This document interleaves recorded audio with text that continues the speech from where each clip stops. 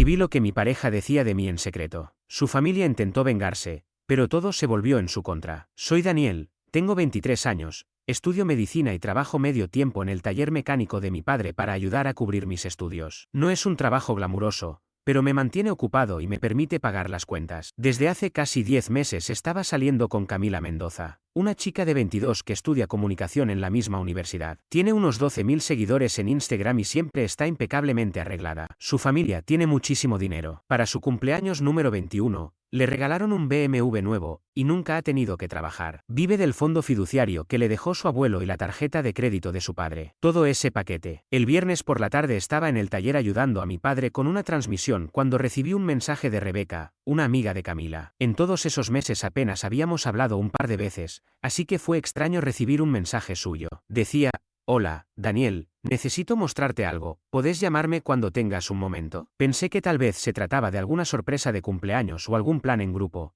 así que la llamé durante mi descanso. Atendió rápido, pero sonaba nerviosa, con la voz temblorosa. Me dijo: mira, Daniel, no sé si debería estar haciendo esto, pero pareces una buena persona y no mereces lo que está pasando. Mi estómago se encogió. Esa frase fue como una alarma interna. Le pregunté qué pasaba, aunque parte de mí ya intuía que no quería oír la respuesta. Rebeca me explicó que Camila llevaba meses hablando mal de mí en su grupo de amigas. Comentarios crueles, no simples quejas, dijo. Luego empezó a mandarme capturas de pantalla. Muchísimas. Al menos 20 imágenes que cubrían meses enteros. Me fui al coche y me senté a leerlas. No podía creer lo que veía. No era que Camila estuviera desahogándose ocasionalmente. Era malicia pura. Decía cosas como: Daniel es tan patético con su trabajito de mecánico, jaja, ¿cómo puede alguien sentirse orgulloso de usar sus manos para vivir? Solo estoy con él mientras mi papá me consigue a alguien decente. O peor aún, él cree que estamos construyendo algo juntos, pero es mi caso de caridad. Estoy saliendo con él como si fuera trabajo comunitario. Pero lo que más me dolió fue ver que compartía mensajes privados míos, de esos tiernos que uno escribe cuando está realmente enamorado. Esos textos donde expresas lo agradecido que te sentís de tener a esa persona en tu vida. Ella los ponía en el chat grupal para que sus amigas se burlaran. Comentaban con emojis de risa y frases como: deja de ser tan mala, te pasas. Todas participaban de eso. La peor parte fue una captura en la que escribió: lo mejor es que él cree que alguien como yo podría amarlo. Literalmente es un experimento social. Un experimento social. 10 meses de mi vida reducidos a eso. Me quedé ahí, en silencio, mirando la pantalla. Las fechas de las capturas llegaban hasta el segundo mes de la relación. Esto no era algo reciente. Camila había estado actuando así desde casi el principio. Rebeca volvió a llamarme mientras seguía en shock. Me dijo que lo lamentaba, pero que pensaba que debía saberlo. Le pregunté por qué me lo contaba. Respondió: porque ella habla mal de todos, incluso de nosotras. Y vos sos un buen tipo. No mereces ser el proyecto de caridad de nadie. En ese momento, algo cambió dentro de mí. No sentí ira, tampoco tristeza, solo vacío, una claridad abrumadora. Me di cuenta de que había terminado, de que ya no quería saber más nada. Me había desgastado por Camila, la llevaba a todas partes porque no le gustaba manejar su auto, pagaba cenas caras cuando olvidaba su billetera, la escuchaba quejarse de todo tratando de ser comprensivo. Y mientras tanto, ella se reía de mí con sus amigas. Le agradecí a Rebeca por su sinceridad. Colgué y me quedé planificando mi siguiente paso. Porque cuando te subestiman, asumen que no vas a reaccionar. Creen que porque sos callado, venís de abajo o trabajás con las manos, vas a aceptar todo sin rechistar. Pero se equivocan. Conduje de vuelta a casa, aún procesando todo,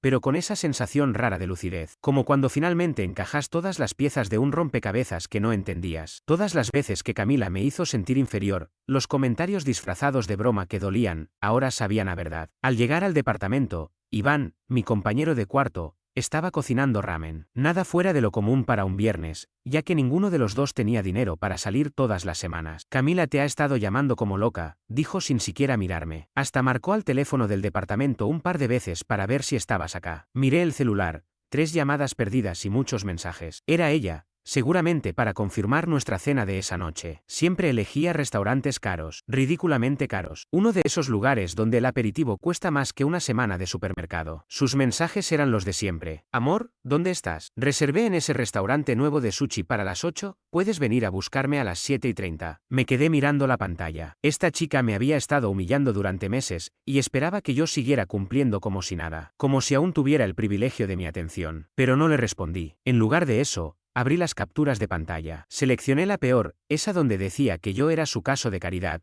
y la publiqué en mi historia de Instagram con la frase: bueno, esto es incómodo. No suelo subir nada personal. Mi perfil está lleno de fotos de los autos que arreglo o de momentos con los chicos. Pero esto era distinto. Esto lo tenía que ver la gente. En 5 minutos ya tenía más de 30 visualizaciones, algo inusual en mi cuenta. Y apenas era el comienzo. No tengo muchos seguidores, apenas unos 200 en Instagram. Pero después de subir esas historias, empecé a notar que me llegaban mensajes directos, comentarios, incluso veía que la gente estaba haciendo capturas de pantalla y reenviándolas. Desde la cocina, Iván me lanzó una mirada extraña. Tío, ¿por qué tienes esa sonrisa? Le mostré el móvil. Sus ojos se abrieron al ver lo que tenía en la pantalla. No puede ser. ¿Camila escribió esto sobre ti? Y eso no es lo peor, le respondí, mostrándole unas cuantas más. Iván no dejaba de mover la cabeza, incrédulo. ¿Y ahora qué vas a hacer? Fue ahí cuando abrí la aplicación de pagos. Había estado llevando un registro mental de todo el dinero que Camila me debía, pero nunca le había pedido que me lo devolviera. No quería parecer mezquino ni rencoroso. Sin embargo, en ese momento ya no me importaba. Me puse a redactar la solicitud de cobro más detallada de mi vida. Incluí cada vez que actuó como si yo fuera su cajero automático. Cada cena donde, casualmente, se le olvidaba la cartera. Cada vez que necesitaba dinero para gasolina y prometía devolverlo, cosa que nunca hacía. Cada factura de servicios que debió haber pagado por pasar tanto tiempo en mi casa. Cada gasto aleatorio que terminó siendo mi problema. Iván miraba por encima de mi hombro, soltando carcajadas. ¿En serio estás poniendo todo eso con detalles? Ella me trató como si yo fuera una transacción, así que ahora va a recibir una factura. La cifra final fue de $1.250 que, básicamente, le había dado a alguien que me consideraba su obra de caridad. En el campo de la descripción escribí: factura final del caso de caridad. Pago inmediato, y lo envié. Mi teléfono empezó a vibrar al instante. Camila estaba llamando. No contesté. Volvió a llamar. Tampoco respondí. Entonces llegaron los mensajes. Daniel, ¿qué te pasa? Borra esa historia ahora mismo. Estás actuando como un loco. Me la están reenviando. Bórrala o voy a tu casa. Tomé capturas de esas respuestas y también las subí a mi historia con el título: cuando llega la cuenta. Pero no había terminado. El problema de ser el secreto vergonzoso de alguien es que, una vez dejas de jugar el papel, se queda sin poder sobre ti. Así que me fui con todo. Bloqueé a Camila en Instagram, luego en Snapchat, después en TikTok. Finalmente, bloqueé su número. ¿Y lo mejor? La bloqueé también en la app de pagos, pero después de enviarle la solicitud. Así que ella podía verla, pero no tenía manera de responder ni rechazarla. En menos de una hora, la dejé completamente sin acceso a mí. No podía contactarme, ni controlar lo que se estaba difundiendo, ni hacer control de daños. Solo podía ver cómo su imagen perfectamente curada en redes sociales se desmoronaba en tiempo real. Mis historias en Instagram empezaron a dispararse: 50, luego 80, después más de 100 visualizaciones. La gente las compartía, etiquetaba a amigos, comentaba. Empezaron a llegarme mensajes de personas con las que apenas hablaba. No puedo creer que Camila dijera eso de ti. La estás manejando con mucha clase. Siempre se creyó superior a todos. Incluso me escribieron varias chicas, lo que no me esperaba. Te mereces algo mejor. No puedo creer cómo te usaba. Esto en realidad es triste. Lo siento mucho por lo que te hizo. Iván volvió con 2 bebidas y me pasó una. ¿Y ahora qué? Me preguntó. Tomé un buen trago y sonreí. Ahora toca ver qué tan hondo quiere cavar este agujero. Las notificaciones no paraban. Era como ver un incendio expandirse, pero esta vez, no tenía intención de apagarlo. Por primera vez en meses, sentía que tenía el control de mi vida. Durante 10 meses, Camila había jugado conmigo,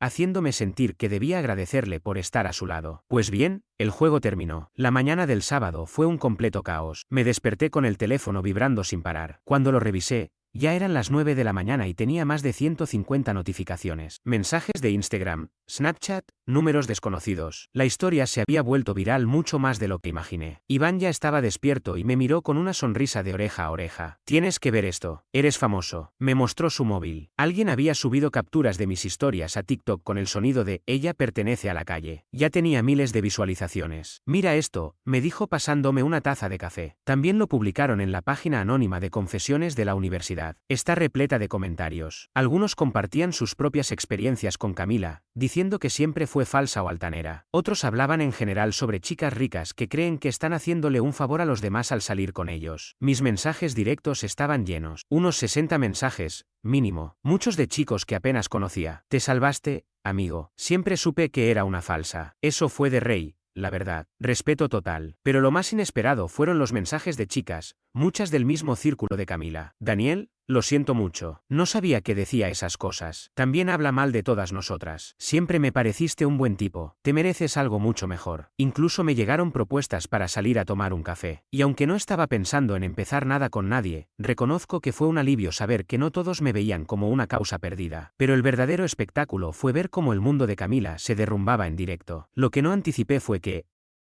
al dejar al descubierto cómo hablaba de su novio, la gente comenzara a preguntarse qué decía de los demás. Y ahí fue cuando Rebeca apareció con más capturas, muchas más. No solo hablaba mal de mí, hablaba mal de todos. Estaba en el sofá, café en mano, disfrutando del caos. Iván me iba mostrando nuevos comentarios y publicaciones. Incluso se había vuelto tendencia un hashtag que decía, #caso de caridad, en las páginas anónimas del campus. Y entonces, como a las 4 de la tarde, recibí un mensaje de un número que no conocía. Hola, Daniel, soy Leonel, el hermano de Camila. Necesitamos hablar. Se lo mostré a Iván, que soltó una risa. Vaya, ahí viene la caballería. Había escuchado hablar de Leonel antes. Camila lo mencionaba a veces, sobre todo cuando se quejaba de algo y quería hacerme saber cómo lo arreglaría su hermano mayor. Él era unos 2 años mayor que nosotros y estudiaba en una universidad privada bastante exclusiva, a unas 3 horas de aquí. Según lo que me contó Camila, tenía todo el perfil de atleta adinerado acostumbrado a salirse con la suya. Siempre había sido el tipo popular, el hermano protector que resolvía los problemas de su hermana cada vez que ella se metía en uno. Nunca lo conocí en persona, pero por las historias que ella me compartía, sonaba exactamente como el típico niño rico arrogante que cree que el mundo le pertenece. Probablemente estaba acostumbrado a intimidar a los demás con su estatura y con el poder económico de su familia. Seguro que nunca en su vida había escuchado un no. Recibí su primer mensaje mientras estaba en casa. Esto se acaba hoy. No vuelvas a humillar a mi familia en público. Lo leí con calma. Sabía perfectamente hacia dónde iba todo eso. Estaba claro, el hermano mayor venía a limpiar el desastre de la hermana, como seguramente ya había hecho 1000 veces antes. Pero esta vez no se iba a encontrar con alguien que se acobardara ante sus amenazas. No le contesté de inmediato. Preferí dejarlo esperando mientras pensaba mi siguiente paso. 10 minutos más tarde, me llegó otro mensaje. Mañana voy a ir a tu casa. Lo resolveremos como hombres. No pude evitar reír. ¿Como hombres? ¿Qué significaba eso? ¿Me iba a retar a un duelo? Parecía el guión de una mala película sobre matones de escuela privada. Irónicamente, yo había pasado meses intentando estar a la altura de alguien que me consideraba inferior. Y ahora, era ella quien intentaba apagar el incendio que ella misma provocó, mientras yo observaba cómo todo su mundo se venía abajo. No había tenido una mejor noche de sábado en mucho tiempo. El domingo, alrededor de las 11 de la mañana, estaba en la cocina comiendo cereal y revisando comentarios en mis publicaciones cuando alguien golpeó la puerta con insistencia. No era un toque cualquiera, era una serie de golpes fuertes, impacientes. Como Iván no estaba, se había quedado en casa de su novia, yo estaba solo en el departamento. Me acerqué y miré por la mirilla. Ya sabía quién era antes de verlo. Un tipo enorme, con el ceño fruncido. Soy Leonel, el hermano de Camila, dijo apenas abrí un poco la puerta. Tenemos que hablar. Este tipo de personas caminan por el mundo esperando que los demás se intimiden con solo verlos. Están convencidos de que su tamaño y su apellido son suficientes para doblegar a cualquiera. Pero yo he trabajado en talleres desde los 16, rodeado de todo tipo de personas, y aprendí que los que gritan más fuerte suelen ser los que tienen más inseguridades. Sin esperar invitación, se metió al departamento. Un movimiento grosero,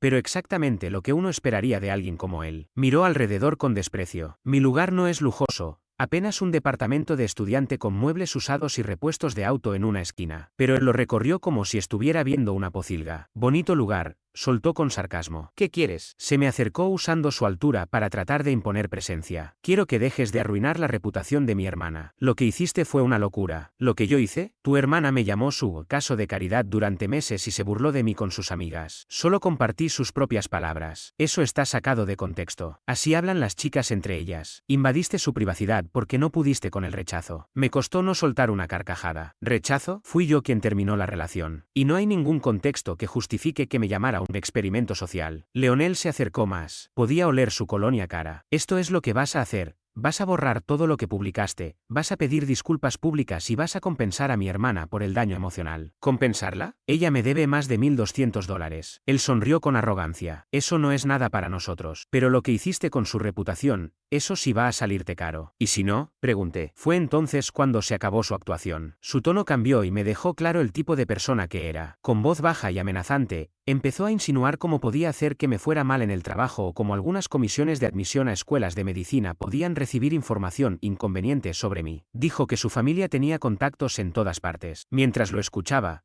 Tuve una idea que posiblemente me salvó el pellejo. Fingí mirar la hora en mi celular, pero en realidad activé la grabación. ¿Qué haces?, preguntó al notar el gesto. Nada, respondí, apuntando discretamente el teléfono hacia él. Solo para dejar claro que estás amenazándome con arruinar mi carrera si no le pido perdón a tu hermana por mostrar sus propios mensajes. Su expresión cambió en cuanto entendió lo que pasaba. Apaga esa M, ahora mismo. Creo que no. Esto va a ser interesante.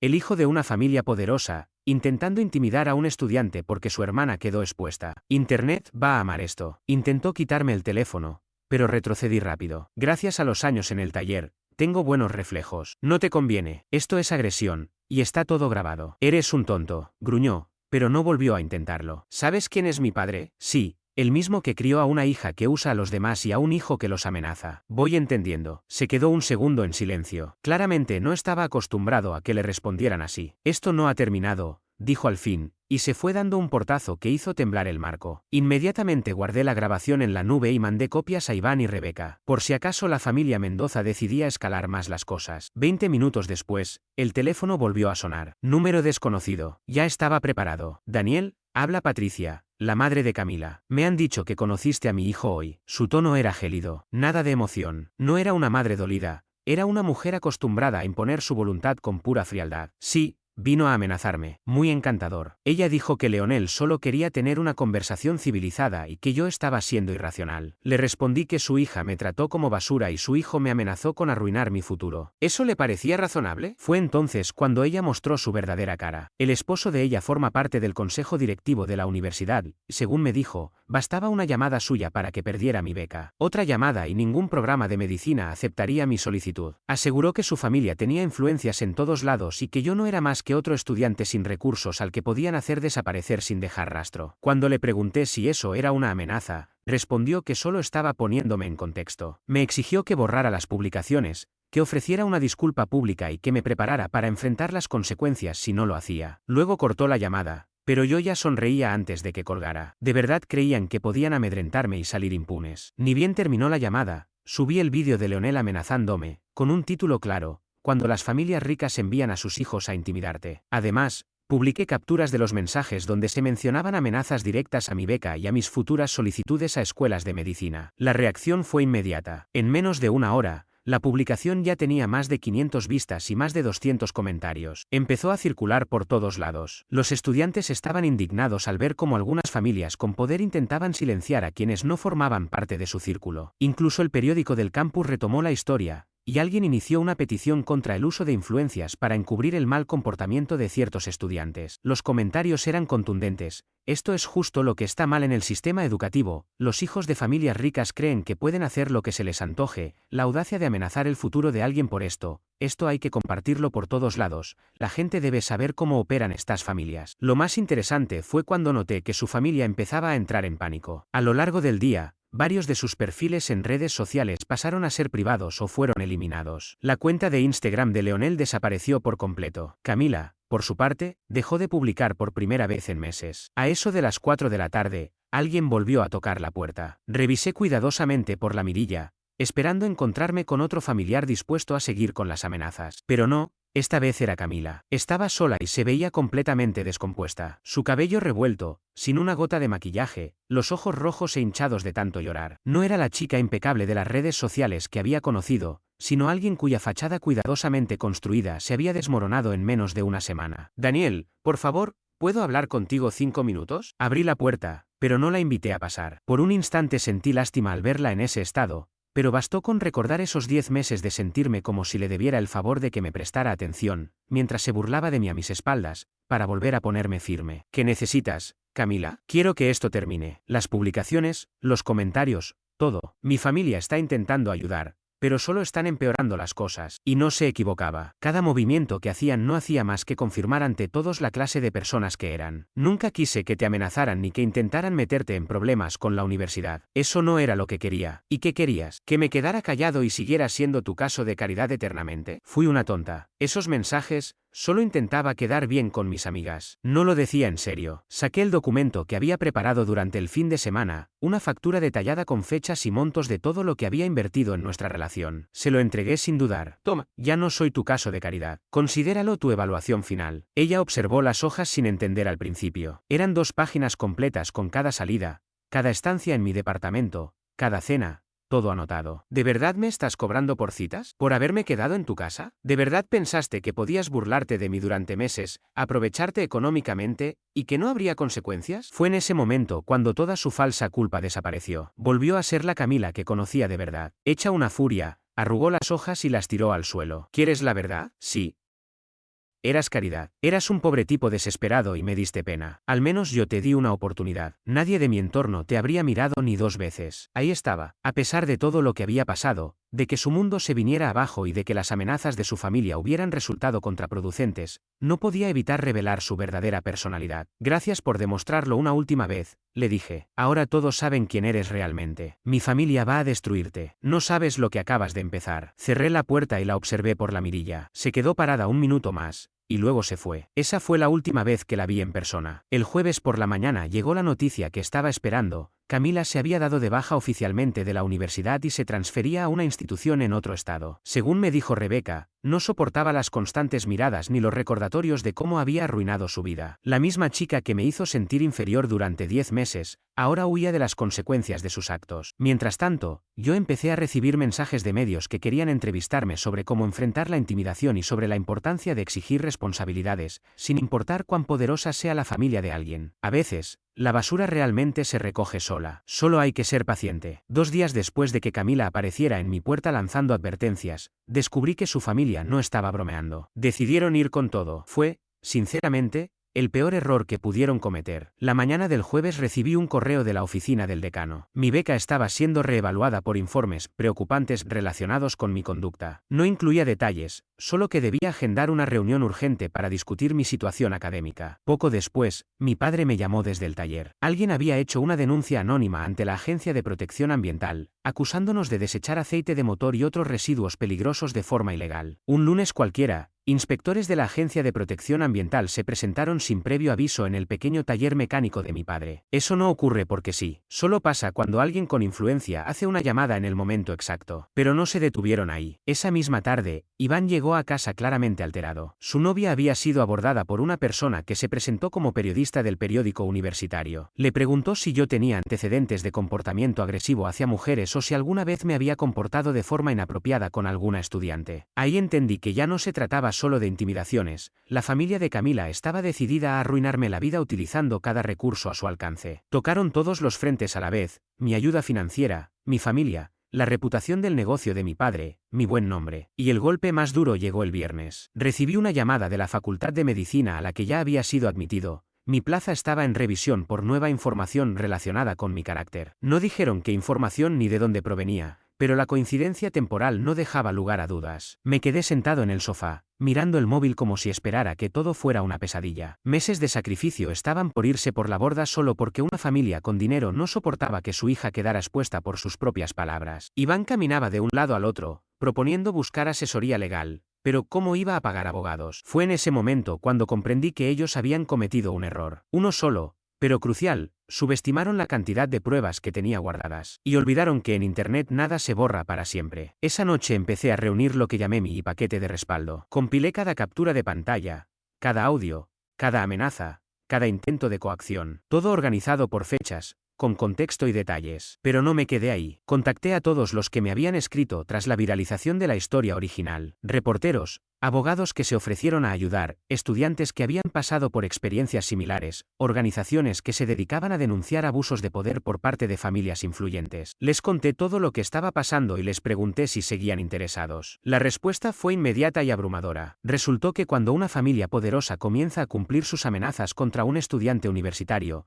ya no es drama de redes sociales, es una historia real de abuso de poder y corrupción institucional. El lunes por la mañana entré a la oficina del decano acompañado por un abogado que se ofreció a representarme de forma gratuita, un periodista del periódico más importante del estado y una representante de una organización estudiantil especializada en casos como el mío. Llevaba, además, copias impresas de todas las pruebas documentadas contra la familia Mendoza. El decano pasó de una actitud condescendiente a estar visiblemente nervioso en menos de un minuto. De pronto, frases como "hemos recibido informes preocupantes" ya no sonaban tan serias cuando hay un abogado y un reportero escuchando. Y cuando el estudiante sentado enfrente tiene grabaciones del padre de Camila lanzando amenazas sobre mi carrera meses atrás. El martes, la EPA concluyó su inspección en el taller de mi padre sin encontrar ninguna infracción. También confirmaron que la denuncia anónima provenía de alguien con conocimiento profundo de regulaciones ambientales. Es decir, no era una simple preocupación ciudadana, sino alguien que sabía cómo usar el sistema como arma. El miércoles trajo la mejor noticia: la Facultad de Medicina no solo restauró mi admisión, sino que publicó una declaración oficial reconociendo presiones externas que intentaron influir en su decisión.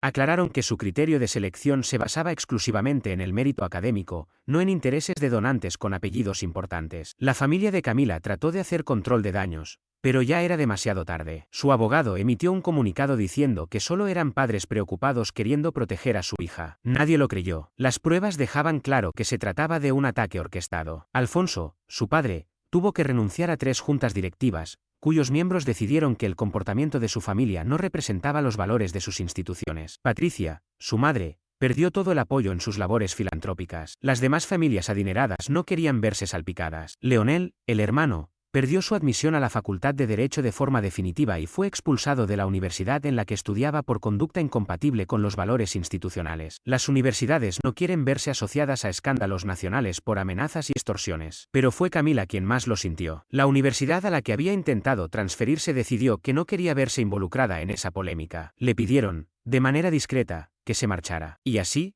quedó sin opciones. Ninguna universidad quería aceptar su ingreso. Su vida en redes sociales colapsó. Las capturas originales, donde hablaba de mí como un caso de caridad, se compartieron millones de veces, incluidas en artículos sobre jóvenes ricos acostumbrados a aprovecharse de los demás. 3 semanas después de que la historia explotara en medios, recibí un mensaje de un número desconocido. Supe al instante que era ella. Decía: ¿estás feliz ahora? Has destruido mi vida entera por unos mensajes tontos. Esa noche, Iván me encontró jugando videojuegos con una sonrisa que no podía ocultar. ¿Sabes qué es lo mejor de todo esto? Me preguntó. ¿Qué? Que no tuviste que hacer nada más que negarte a ser su víctima. Ellos mismos se hundieron tratando de hundirte a ti. Tenía razón. Cada movimiento de la familia Mendoza solo dejaba más claro quiénes eran realmente. Cada amenaza, cada intento de intimidación, cada abuso de poder se convirtió en una prueba más a mi favor. 6 meses después, ya estoy en primer año de medicina, con matrícula completa gracias a una beca. El taller de mi padre ha ganado clientes como nunca, y más de uno llega diciendo que nos conoció por esa historia del chico que enfrentó a una familia poderosa. Estoy en una relación con alguien que no se dejó intimidar por lo que pasó, sino que admiró la forma en que manejé todo. Por el otro lado, la familia Mendoza prácticamente desapareció del mapa. Me dijeron que se mudaron, intentando empezar de cero lejos de todo lo que su apellido representa ahora. Camila cerró sus redes sociales sin previo aviso. Leonel, según supe por conocidos, trabaja a medio tiempo en una empresa local mientras decide qué hacer con su futuro. Pero lo que más me marcó no fue cómo terminaron ellos, sino lo que descubrí en el proceso. Aprendí que hay personas que creen que pueden aplastarte solo porque tienen dinero o influencia. Creen que el miedo los protege, que la reputación los blinda, que pueden mover hilos sin consecuencias. Pero cuando te mantienes firme y tienes pruebas de cada paso, ese poder se les cae de las manos, porque no saben qué hacer cuando no te agachas. No me propuse arruinar a nadie, solo me negué a permitir que destruyeran lo que con tanto esfuerzo construí. Y cuando todo se derrumbó para ellos, fue simplemente porque nunca pensaron que alguien como yo les haría frente, y menos, que todo el país estaría mirando cuando lo hiciera.